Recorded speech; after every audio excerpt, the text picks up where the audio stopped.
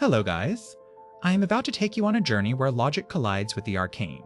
This is the story of what happens when the world's greatest detective must solve a murder that defies all reason, forcing an alliance with a witch from a time long past. The room was a violation, not of law, but of reality itself. Sherlock Holmes stood on the threshold, the familiar damp chill of a London morning clinging to his coat, yet the air within the small flat was unnaturally still and cold. It was a silence that screamed. The body of the young woman was arranged on the floor in a grotesque parody of a celestial chart. Her limbs were contorted to form impossible angles, and around her, a circle of fine black sand seemed to drink the very light from the room. There was no sign of struggle, no footprints other than the victim's, and the doors and windows were locked from the inside. Scotland Yard was baffled, Lestrade already sweating. Despite the cold, his face a mask of weary confusion. But it wasn't the locked room that held Holmes captive. It was the pattern.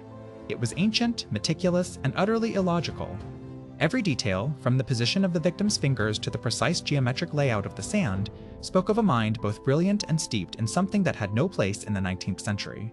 It was a crime scene designed not to hide evidence, but to present a message he could not decipher. For the first time in his illustrious career, Sherlock Holmes looked upon a puzzle and felt the chilling premonition that deduction alone would not be enough. The world he knew, a world of cause and effect, of tangible clues and rational motives, had been fractured. He was standing on the edge of an abyss, and the darkness staring back had a life of its own. This was not the work of a mere criminal. This was a ritual. His investigation began, as always, with the mundane. He dissected the victim's life, a quiet librarian named Anna, with no enemies and a routine as predictable as a metronome. Yet, the deeper he dug, the more the mundane frayed at the edges. Anna's personal library contained books on medieval history, but hidden within them were pages on druidic rites and forgotten paganism. On her desk, a single, hand-drawn star chart that matched the position of her body, dated 700 years in the past. It was an anomaly, a whisper of the impossible. The black sand was not of this earth, its composition baffling the most astute chemists. His inquiries led him to the shadowed corners of London, to antiquarian bookshops that smelled of dust and secrets, and to hushed whispers of a place that shouldn't exist, a sanctuary hidden from time itself. It was in a forgotten alley, tucked behind a crumbling facade that shimmered and distorted the light, that he found her. Her name was Elara. She moved with the predatory grace of a panther, and her eyes held the ancient, weary wisdom of centuries. She was dressed in fabrics that were both coarse and regal, her hands stained with herbs and something that looked unnervingly like dried blood. She was standing over a scrying pool, its surface swirling with images of the crime scene. Anna, she explained in a voice that was both melodic and menacing, was her sister. Not by blood, but by coven, and she had been hunting the killer for far longer than a day. Elara was a witch, ripped from the 14th century by the same surge of dark magic that had murdered Anna. Her world was one of incantations, of energies that flowed beneath the skin of the world, of powers that paid no heed to logic. She saw the murder not as a puzzle of clues, but as a tear in the fabric of magic, a wound that bled corruption. Her methods were alien to Holmes.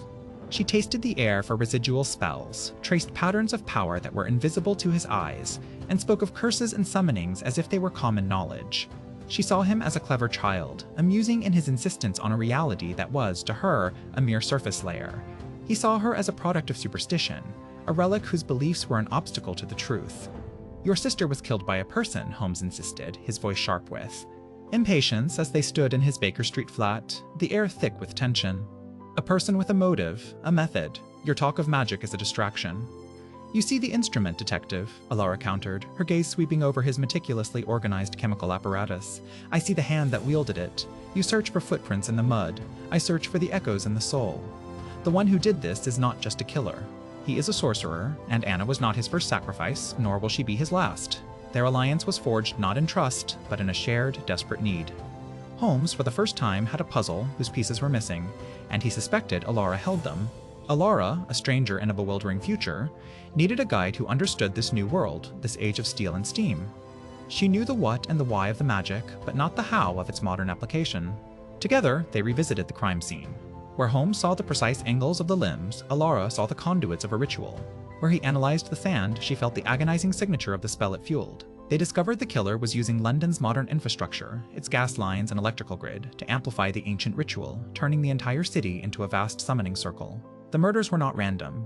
Each victim was a descendant of an old bloodline, a key to unlocking a door that had been sealed for millennia. The sorcerer, a man they came to know only as the alchemist, was a former member of Elara's coven, a brilliant but heretical mind who believed that humanity's salvation lay in tearing down the veil between the worlds, merging the horrors of the nether realms with the order of the mortal plane to forge a new, terrifying reality. He was as meticulous as Holmes, and as ruthless as the darkest legends from Elara's time.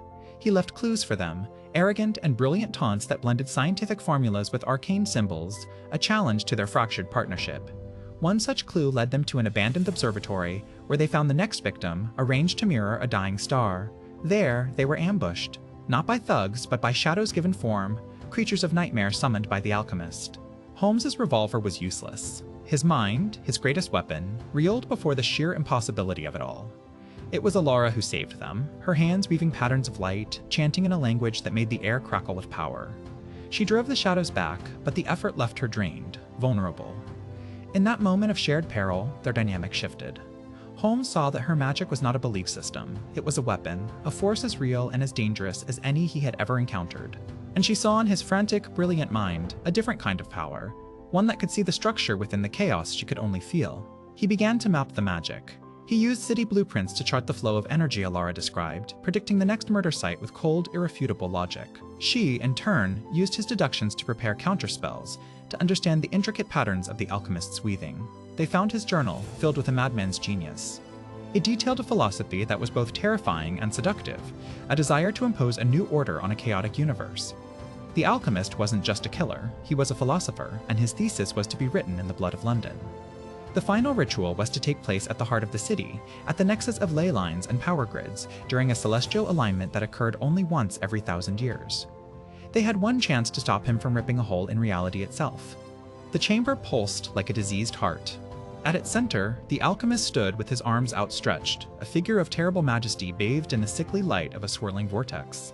Power, raw and screaming, poured into him from the arcane circle that was both ancient rune and modern schematic. He was no longer just a man, but the focal point of a gateway to chaos, the final sacrifice lying still upon an altar before him. The air was thick with despair, a psychic weight that pressed down on the mind. "You are too late," the alchemist's voice boomed, layered with 1,000 echoes from the void he commanded.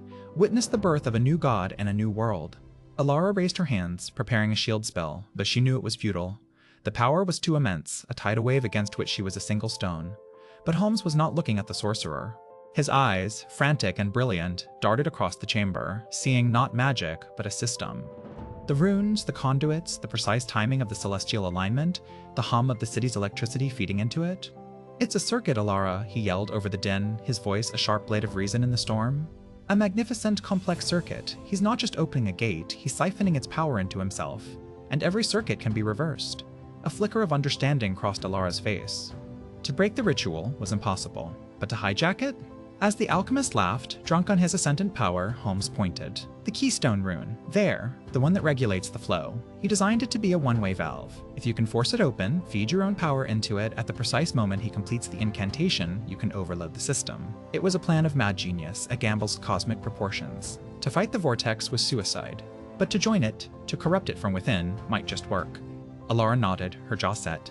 They moved as one. She gathered her own life force, a wild, green energy of the earth, while Holmes observed the alchemist, his mind a clockwork of calculation, timing the cadence of the sorcerer's final verse. "Now, Elara, now!" Holmes bellowed.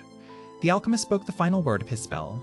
In that infinitesimal pause, as reality held its breath, Elara did not cast a shield. She became a weapon. She slammed her raw, untamed magic directly into the keystone rune Holmes had identified. It was like pouring water into molten steel. For a moment, nothing happened. The alchemist's smile widened. Then, the vortex shuddered. The sickly light flickered, turned a violent, angry crimson, and the direction of the energy flow reversed with a sound like tearing reality. The siphon that was meant to feed him became a drain. A look of pure terror replaced the alchemist's triumph. A look of pure terror replaced the alchemist's triumph. The power he had courted, the void he had worshipped, now turned on him. It did not just kill him, it unmade him. The vortex ripped his power, his memories, his very essence from his body, his screams devoured by the maelstrom he had created. He was erased atom by atom, a sacrifice to his own ambition. The ritual, denied its master, collapsed upon itself, imploding with a deafening silence. As dust settled, a profound quiet filled the chamber. It was over. Elara, pale and drained, began to grow translucent, her time in the century at its end. "You see the world in lines," she whispered, a faint, weary smile on her lips. "And I see it in circles. I am glad we could make them meet." Holmes watched her fade, the scent of herbs and ozone, the only proof she had ever been there. He was alone again in a world of logic and reason, but he knew now that its foundations rested upon a darkness he had faced, and, with the help of a 14th century witch, defeated. Justice, he mused, was not always about a courtroom and a hangman's noose. Sometimes it was about reversing the circuit. This story shows that sometimes the greatest truths are found in the space between two opposing worlds. It's a testament to how reason and faith, logic and magic, can forge an alliance to confront a darkness that neither could face alone. If this journey intrigued you, please like, share, and subscribe for more stories that challenge the boundaries of reality.